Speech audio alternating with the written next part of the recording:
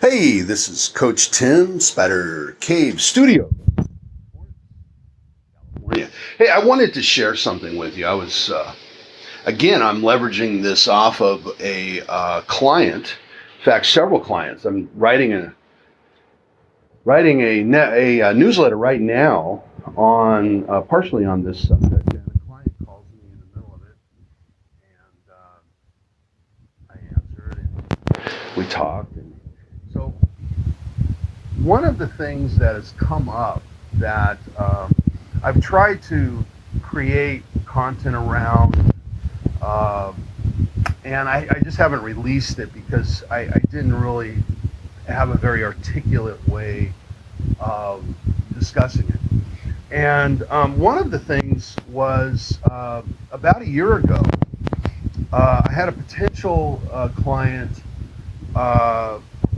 decide, and this was after giving some good consultation, finding some grave errors in the website,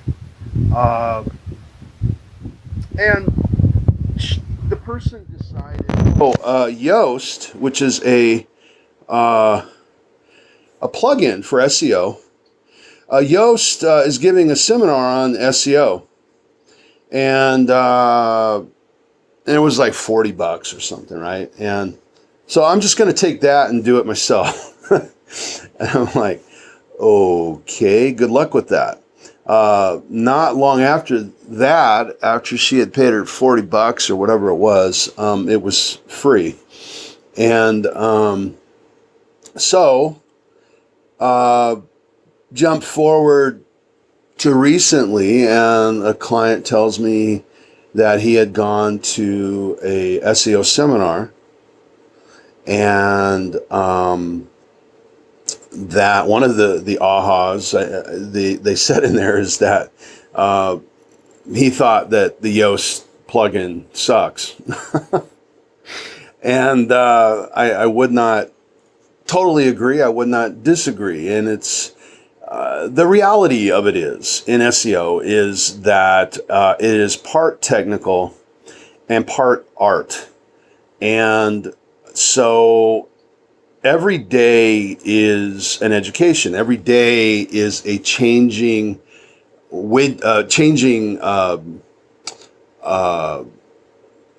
it just changes. And there's something new, that may matter. There's something new that may not matter. One of the things that I like to put out there, that there's 200 or 300 things on a web page that can be manipulated, that Google looks at. True, a lot of them don't matter for your SEO, and definitely if you do them all right, doesn't mean that you're going to rank. You can have every green bar, every green dot from Google when you do a post. I mean, Yoast, when you do a post, and means nothing, really. I don't. So, a couple things. Let's get down to brass tacks. This is really about consumer protection in the world of digital, and it's about content. So let's get into this.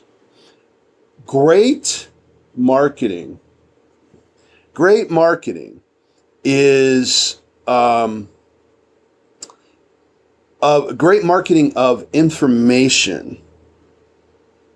Was told to me long ago that you give away the why and sell the how. Now, quite often in a competitive world, and I'll do this myself, is I will give away hows, but oftentimes I won't give away the big how. This is something that goes back to this partly what I'm writing about right now for the article is James L. Tutcher, just recently, I was listening, while I was working out, I was listening to the beginning part of his audio book, side of his book called Choose Yourself. And he says his big turnaround was every day he would comes up with 10 ideas and he gives them away. And he goes, give them away without reciprocation. Okay. And so, I do that all the time. I do it on Facebook, on how to use Facebook and whatever. And, and it's going out to just whoever sees it. I don't target it. It's not even really about my business. It's just some useful stuff. And, and for instance, I'm working on something that was inspired by my aunt. I was helping her with something on Facebook. And you know what? This is good info.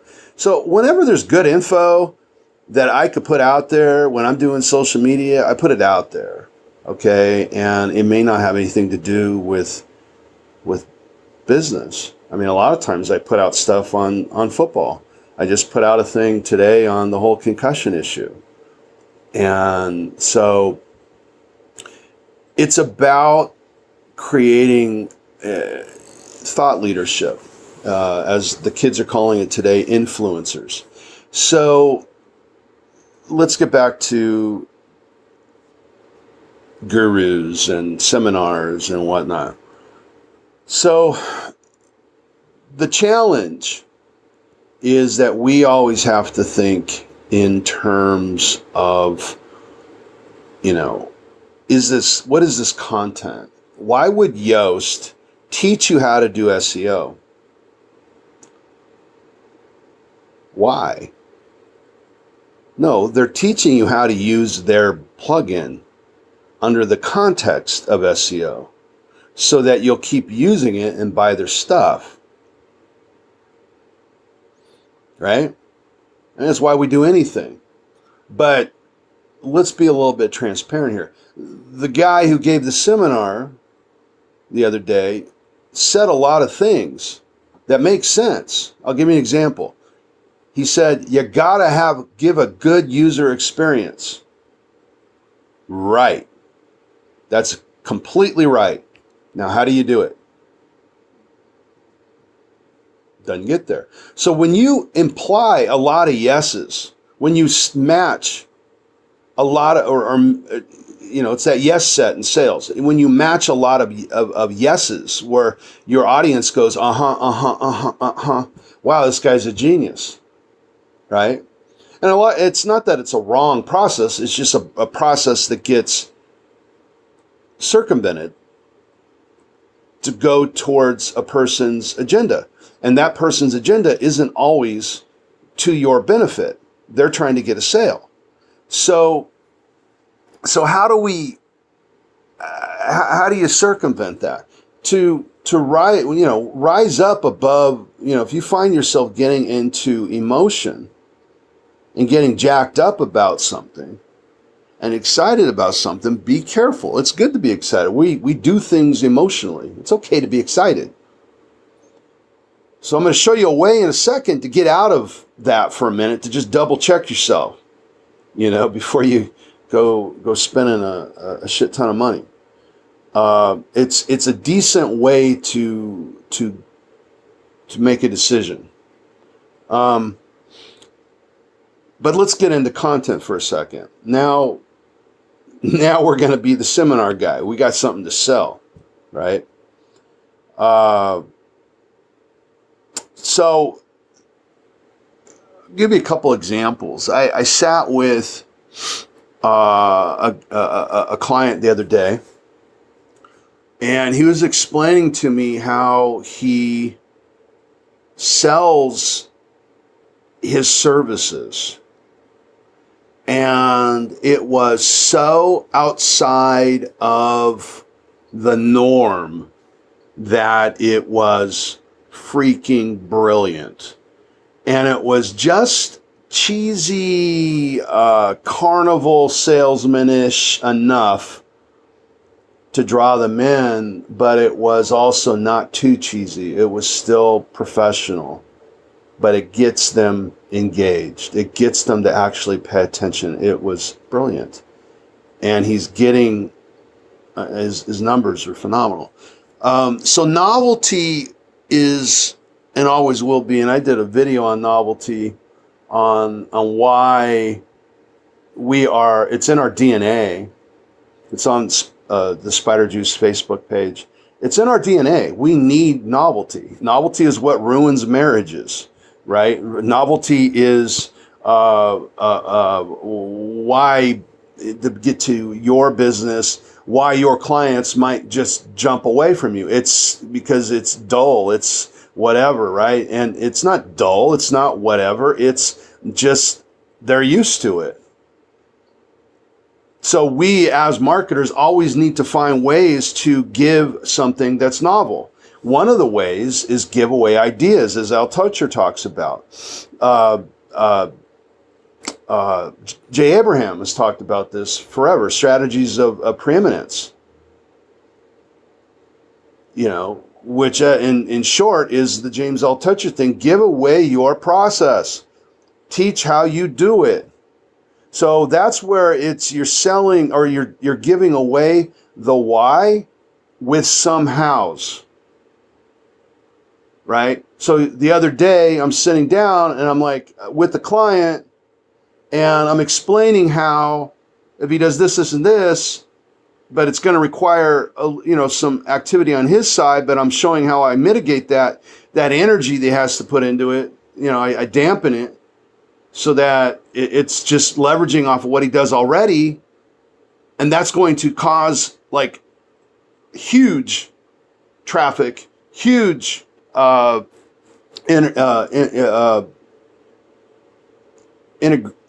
of the word, huge use of his website. I was kind of engagement. That's the word I was trying to think of. And he'll be able to, leverage that and create a community that nobody else in his niche can possibly touch.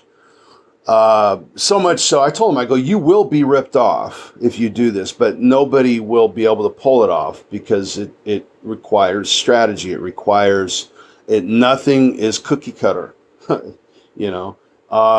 So how do you create content? So at the end of the day, how do you create a user experience? So I'm talking to a client who he blogs himself, and he's been around blogging since 2004. And back then we scammed Google, right? I mean, if you've been around that long, you think in terms of con job, first and foremost, when it comes to Google. Slam the keywords, slam the links, slam.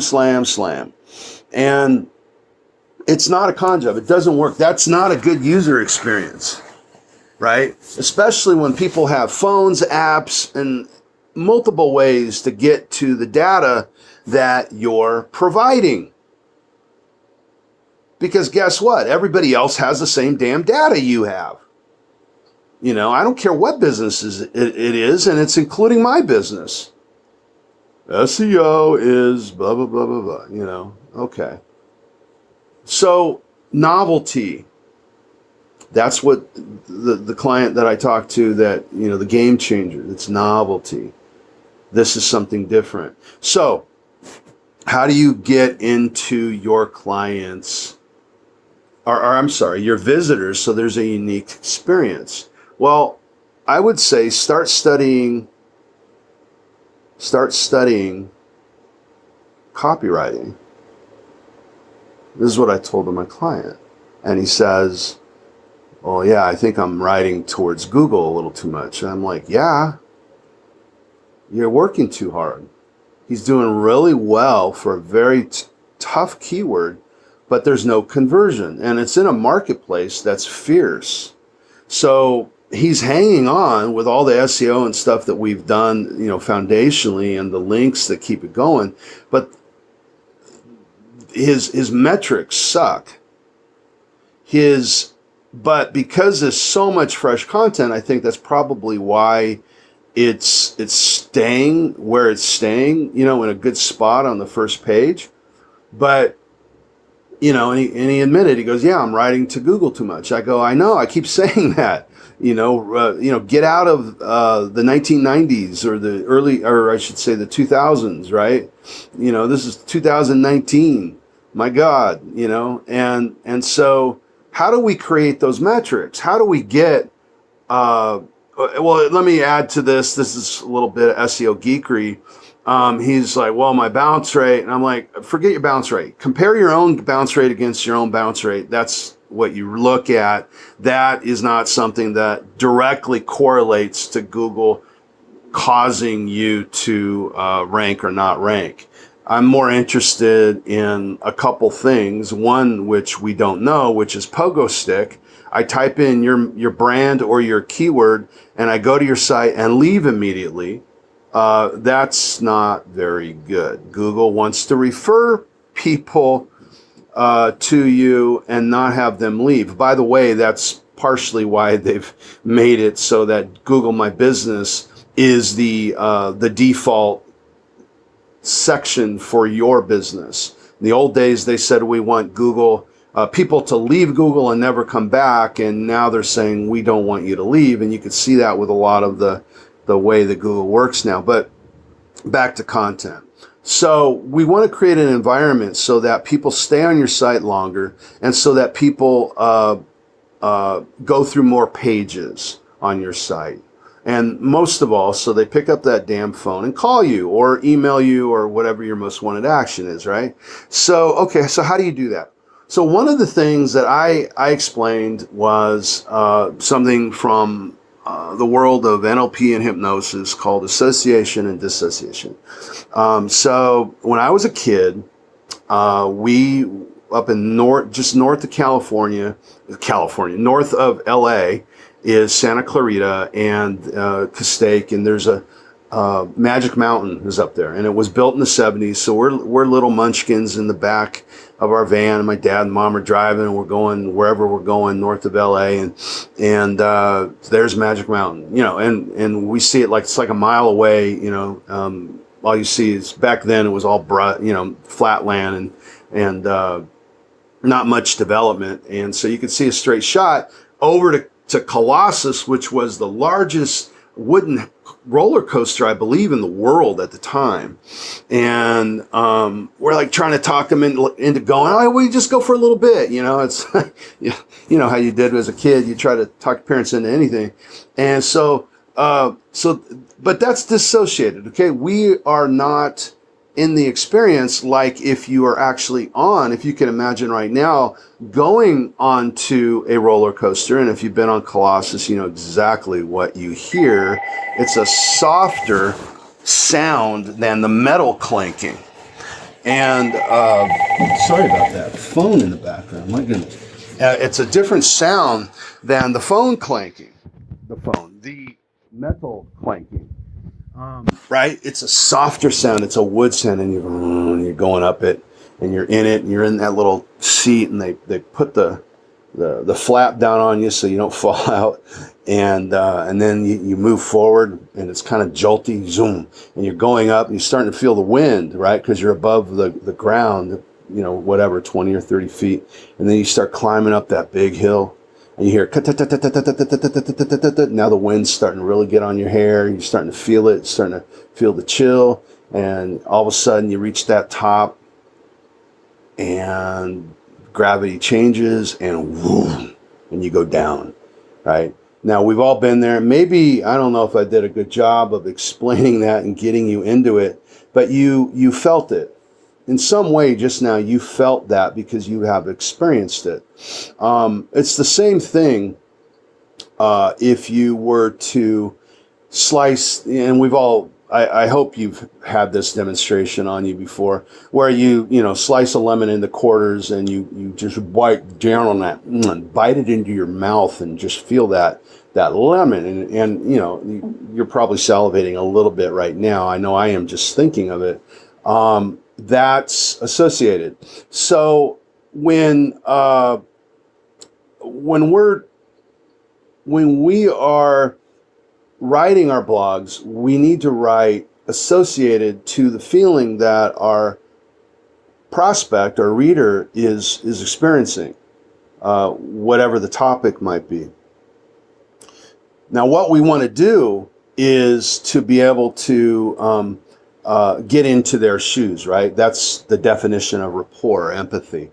And so one of the great models that I like to play with is to be able to bounce between what's called in NLP perceptual positions, or first, second, and third position. So first position is, you're speaking to me, okay? You're speaking to me, and you're telling me what it is that you want to tell me. We're sitting in a room, imagine, and you're talking to me, and maybe you're selling your services, right?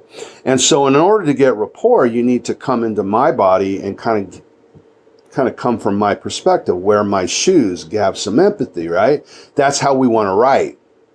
That's how we want to write.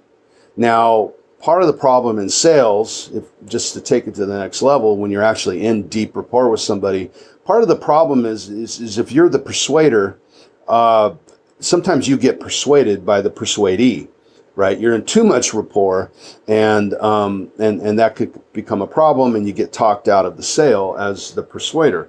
So, one way to get out, just to check yourself, is there's a third position. They call it, like if you're in the room, a spider on the wall, or the ceiling looking down at the two of us talking. Now there's no feeling at all. It's objective. And so what I like to actually say is let's look at it from God position, or Google Earth position, or bird position, where we're looking down on the building that we're in, and we could zoom in and out like Google Earth or Google Maps, and we can go down, up. Now from above, we see what's going on outside and around and far away, and it gives us a different frame, right? Going deep down gives us a real close frame, and going up gives us a far away frame. It gives us perspective, and that's all this thing is about, is building perspective, this little tool, so that you do it automatically. You'll be able to gain perspectives quickly. And so it really helps when you're writing to say, okay, what is this person in this part of my town? And in copywriting, a lot of times people will say, write as if you're writing to one person. Write to, pick one of your avatars. Who is your customer? Who is your prospect? Write to them. Pick one person that you actually talked to before and write directly to that person. And it makes your words become more meaningful. And why I say in some of the times when I talk about this subject, screw Google. Okay, write to the person. Google's not going to pay you anything. Okay. And what will help you rank in Google more than anything is if that person goes through 10 pages of your website instead of one, or instead of pogo sticking. Okay, so the more you can emphasize, walk in their shoes, have empathy with that person reading, the more compelling it will be. So, it's Coach Tim out. I appreciate your time and sticking with me through this message. Enjoy.